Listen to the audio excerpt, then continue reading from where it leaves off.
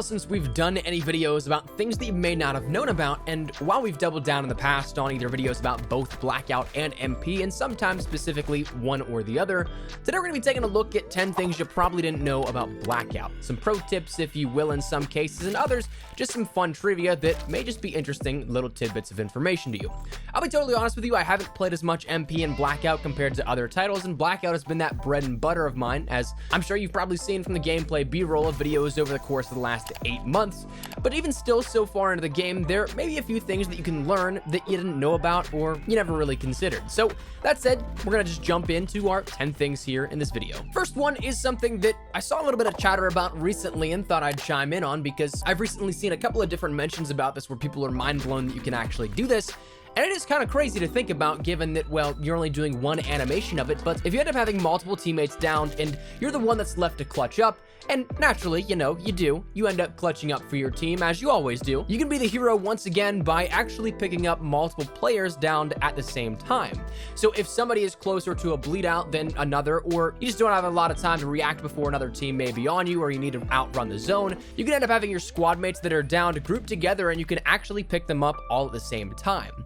So this is something they have to be pretty close together. You have to stand in the middle of both of them, but at that same point, whenever you do that, you'll end up being able to revive multiple players at one single point without having to go through that animation again. So not only is it efficient, but it can also be super helpful given the circumstances outside of just that gunfight and reviving your teammates. So keep that in mind if you end up having to play some heroics in Blackout at any point. But talking bleed out a little bit further, one other interesting tidbit of information is that bleed outs gradually and rapidly increase every time you get down. So if you're, say, playing a game of Alcatraz and you're getting in the middle of every gunfight possible, the unfortunate part is that the more times you end up going down, the quicker you'll actually bleed out. Of course, you're probably not going to go down this many times in a sequential order in a quads game or anything like that, but you can see on screen now that the rapid succession of me going down so many times, it eventually gets to the point where it's an immediate death after that, where you cannot get rezzed again. The game's just simply like, you know what? You should probably stop going down, you're done. It cuts you off. There's a common misconception that even until recently, until I tested it, I'd heard about it and it seemed like it was correct, but it seems like it's just placebo now having tested it, is that if you end up moving, you end up bleeding out faster. That's actually not the case though. The differentials in bleed out probably came from being downed once or twice beforehand, so it seems like you're going a little bit faster in that bleed out process, in which in that case you actually are, but moving doesn't actually affect it. Number 3 is one that isn't necessarily a pro tip, something that gives you a super big advantage, but it's something that you might want to do if you have some cool customization options on your weapon. One thing that I do, if you've seen any of the streams we do over on Twitch, I'll always do this whenever I end up getting a kill and I see that somebody has a better weapon. Whenever you naturally pick up a weapon off a dead body, it still has their camo and their accessories on it. But if you like your camo better than, say, the other guys, that's something that you can apply it. All you have to do is simply drop the weapon and pick it back up. You don't have to drop it and detach everything off of it. You can just simply utilize the secondary option of dropping the weapon, and then when you pick it back up, it will reskin it with whatever camo you have selected on that for the rest of the time. And this will happen with any weapon that you actually physically drop on the ground or pick up off the ground. It's only the dead bags or dead stashes that allow you to end up having the other player's camos. Unfortunately, that means that if you have a really awesome camo that your friend wants to use, you can't really skin it for them because it will then default back to whatever they have equipped in their armory. So if you get a better weapon from somebody that you just ended up killing, but they don't have that really nice camo that you like on it, you can drop it and skin it to make it look even flashier. Now let's talk about something that actually can help you in game. Chances are, if you've played enough Blackout, you'll probably have a sniper and then come across a situation where you get a tag or two on somebody and they run into a garage. And naturally, if you're sniping at somebody and they get any 4 walls of comfort around them, that's always a downer because they can heal and then therefore your prey is likely to get away. But with garages, if you have a head-on view here with this, you can actually shoot the buttons and open up the garage, allowing visibility into it. Same thing goes for even close up. It doesn't matter the range, you can end up shooting the buttons of the garage to open it up instead of having to go right up on top of it and then interact with it with either your square, your X button, or whatever you have bound on PC. It's definitely something that you can utilize to counter if a player goes and tries to hide away in that garage, and therefore can be pretty helpful in some situations, but is something that may be more situational than most. Let's talk other situational things here that can be helpful. Emotes were introduced into Black Ops 4 within in-game, not just like the winner circle and things like we'd seen before, but instead actually in-game. Now, this was something that I was curious because because I remember back when Black Ops 4 launched, there were a couple of clips circulating where people in the Fortnite community would end up using the flip emotes that would eventually dodge bullets as a result. Even as of recently, there was one where my mind goes to a clip of Courage where he completely does the Matrix style dip and dodges a bullet to end up winning the game.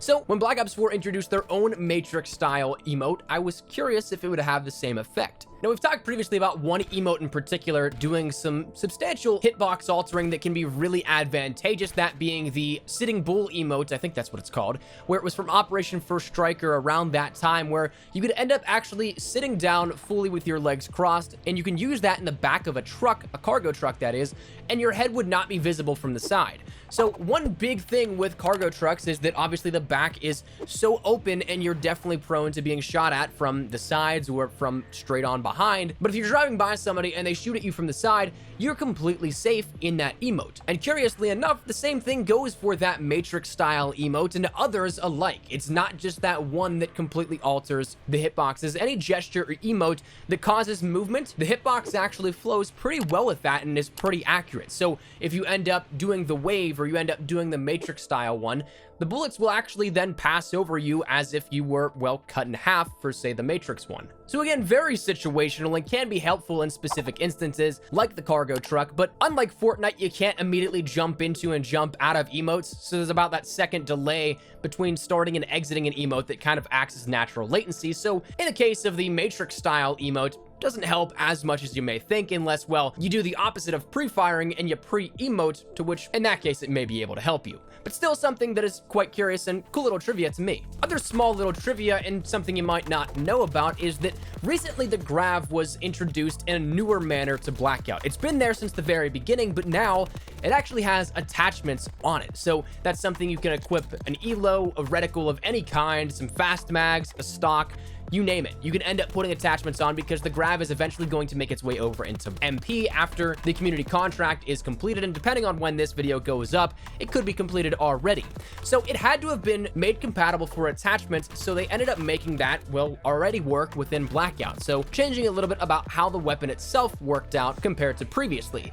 But curiously enough, with the fast mags attachments, every second reload actually doesn't have any audio associated with it. The first one will have the regular reload audio that you'll hear with the regular standard magazine, the extended mags, and that first half, the fast mags. But the second half, it's just completely silent. There's nothing there. If I'm not mistaken, it was previously the entire magazine didn't make any noises, either that first or second half of the fast mag, but it's been since adjusted with recent updates, and if they've corrected some already, it may add in the second part sometime soon, but for the time being, there's not any. So really more so fun little trivia than anything, but might have been something you may not have ever caught. Number 7 on the list here today deals with something that can actually help you a little bit whenever you're going in, and specifically in cargo. Maybe my luck is terrible, but I feel like since the recent cargo adjustment, there hasn't been all that great of loot, depending on the games that I'm in.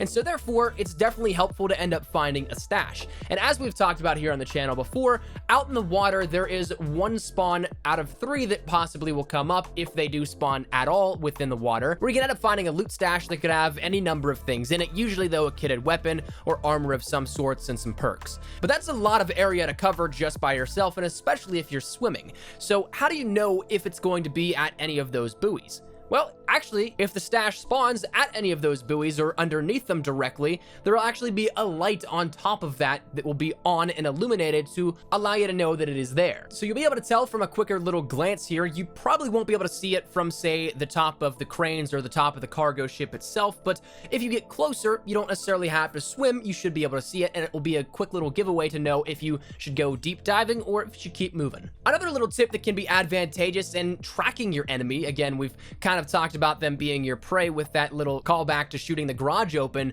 after you've already wounded your enemy. But if you end up wanting to track players a little further, the grass was, as I believe of the Shamrock and Awe update, adjusted so that you can end up actually seeing where vehicle tracks or foot tracks are in that grass. It will mat it down as if there was pressure or weight on it and lasts for normally about 35 seconds. So it's something that if you end up seeing that there are tracks, well, an enemy was probably close by not too long ago. So so you could end up using it and following the trail to enemies, but make sure that you don't get picked off whenever you're too focused on actually those tracks. But that's something that's been there since the Shamrock and Awe update and hasn't really changed, so use that to your advantage if you will. As for number 9, this is one that honestly had to have changed somewhere along the line, because I'm pretty sure this wasn't the case back at launch, because I tried it a couple of times, but it comes from a developer themselves. One of the engineers at Treyarch, Alexander Conserva, ended up tweeting out his own hashtag Blackout Super Pro tip, in which the tip is that you can enter vehicles that you grapple to.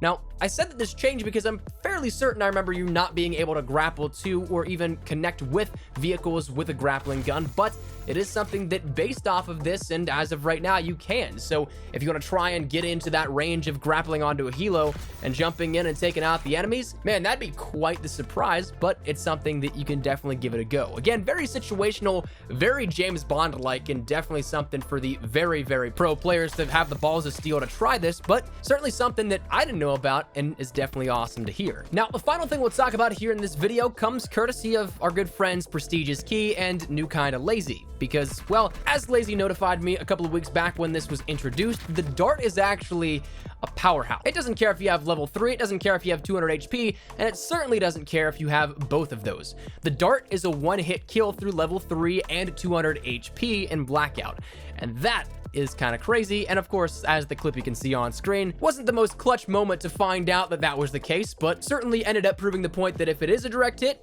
there's nothing that'll stop it in its way. But that wraps up our list here of 10 things you probably didn't know about Blackout, and so therefore, let me know your thoughts in the comments down below. Did you know any of these? Did you know all of them, some of them, none of them?